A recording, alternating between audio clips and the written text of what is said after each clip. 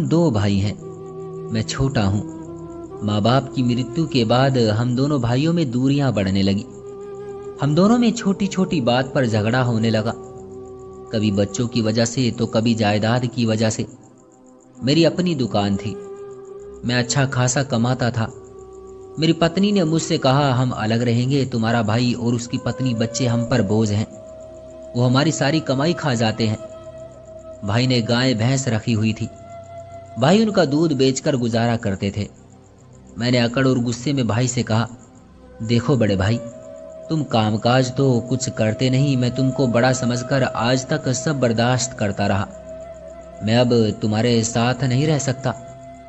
بھائی مسکرایا، اچھا چھوٹے، کوئی بات نہیں، اگر تو الگ ہونا چاہتا ہے تو کوئی بات نہیں، بتا کہاں دیوار دینی ہے۔ میری پتنی میرے پاس آئی، بڑے کمرے ہم نے لے لیے، مستری لگایا، دیوار بن گئی، بھائی الگ ہو گیا۔ میں اور میری پتنی الگ میں خوش تھے۔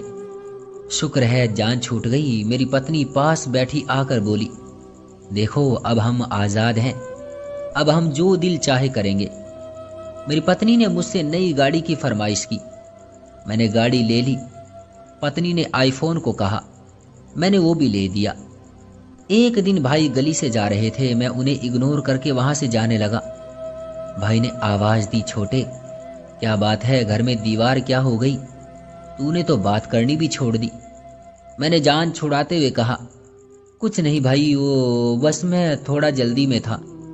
بھائی نے میرے کاندھے پر ہاتھ رکھا، چھوٹے خیال رکھا کر اپنا، اور وہ مجھ سے اور کچھ بھی کہنا چاہتے تھے۔ میں ان کی باتوں کو اگنور کر کے وہاں سے چلا گیا۔ میں انجان تھا بھائی کے حالات سے۔ بھائی کا چھوٹا بیٹا بہت بیمار تھا، بھائی کے حالات بھی ایسے نہیں تھے کہ اس کا علاج صحیح سے کروا سکتے۔ دوسری طرف میں جس کے پاس لاکھوں روپے تھے، لیکن پھر بھی میں انجان تھا بھائی کے حالات سے۔ ایک دن بھائی مجھے کہنے لگے، چھوٹے کچھ پیسے چاہیے تھے۔ میں نے انہیں غصے سے کہا، بھائی ایک تو آج کل کام نہیں چل رہا، اوپر سے تم مانگنے آ گئے، میرے پاس اب پیسے نہیں ہیں۔ اس بات پر میری پتنی نے بھی میری خوب تعریف کی، اچھا کیا تم نے منع کر دیا، خود کمائے نا تو پتہ لگے گا۔ 1 سال اسی طرح گزر گیا تھا، میں بھائی کے گھر نہیں گیا تھا۔ بھائی کے حالات بہت خراب ہو گئے تھے، میں انجان تھا۔ حالات یہ تھے کہ بھائی نے کسی سے ادھار لیا ہوا تھا۔ ادھار والا گھر آیا، بھائی کو گالیاں دی، انہیں بہت بے عزت کیا۔ محلے والوں نے مجھے بتایا کہ بہت مارا بھی تھا ان لوگوں نے بھائی کو۔ دوسری طرف بھائی کا بیٹا موت سے لڑ رہا تھا، میرا دل تڑپا تو تھا، لیکن میری پتنی نے مجھے روک لیا۔ ہم کیوں یہ مصیبت اپنے گلے میں ڈالے، میں بھی اس کے کہنے سے رک گیا۔ پھر بھائی کا بیٹا یہ دنیا چھوڑ کر چل بسا۔ میں بس ناک رکھنے کے لیے بھائی کے پاس گیا، انہیں جھوٹی دلاسا دی اور گھر لوٹ آیا۔ بھائی سمے سے پہلے ہی بوڑھا ہو گیا تھا، بال سفید ہو گئے تھے۔ میرا کاروبار روز روز بڑھتا جا رہا تھا۔ ایک دن کچھ یوں ہوا، میری دکان پر ڈکیتی ہوئی، چور سب کچھ لوٹ کر لے گئے اور جاتے ہوئے مجھ پر فائرنگ بھی کر گئے۔ مجھے 2 گولیاں لگی، ایک سینے پر اور ایک پیٹ پر۔ میں موت کے قریب تھا۔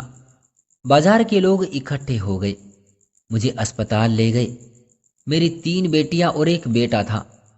میں مرنے سے پہلے اپنے بچوں کے بارے میں سوچنے لگا، ان کا کیا ہوگا، میرے بعد میرے بچوں کو کون سنبھالے گا، میری 3 بیٹیاں، ان کا سہارا کون بنے گا۔ میری بند ہوتی آنکھوں کے آگے اندھیرا چھانے لگا۔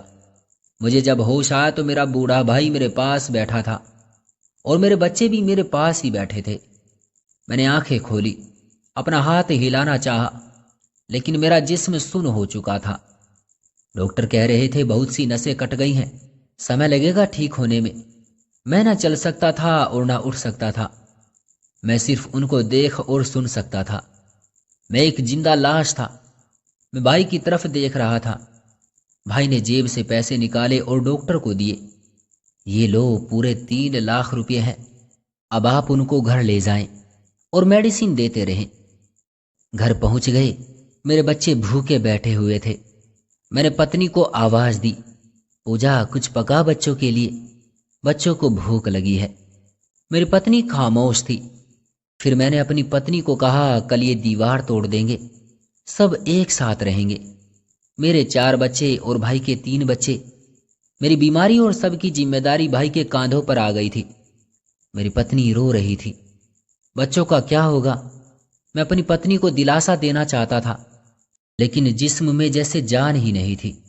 इतने में भाई आया, जेब से 20,000 रुपये निकाले और मेरी पत्नी से कहा, ये ले 20,000 रुपये, बच्चों की स्कूल की फीस और अपनी ज़रूरत पूरी करना। परेशान मत होना बिल्कुल भी छोटे, मैं तेरा बड़ा भाई नहीं, तेरे पिता जैसा हूँ। बस समय पर दवाई लेते रहना। भाई ने मेरे इलाज के लिए अपनी गाय भैंस सब बेच दी थी। रोज शाम को मेरे पास आते, मेरे जिस्म की मालिश करते, बच्चों को गोद में बैठाकर प्यार करते। भाई बूढ़ा हो चुका था, लेकिन फिर भी हिम्मत नहीं हारे थे। मुझे बिस्तर पर पड़े 3 साल हो गए।